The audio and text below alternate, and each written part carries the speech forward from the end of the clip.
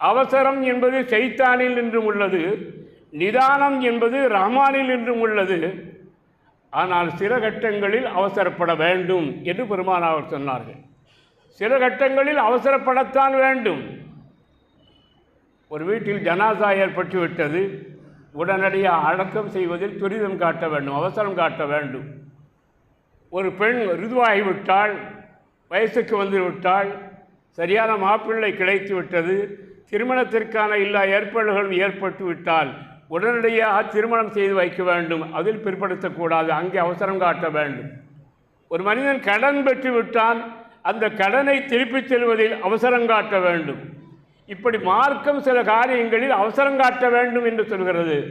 அந்த வகையில் ஹஜ்ஜை பற்றி பெருமானார் சொல்கிறார்கள், அவசரம் காட்டுங்கள், அதில் தாமதம் செய்யாதீர்கள்.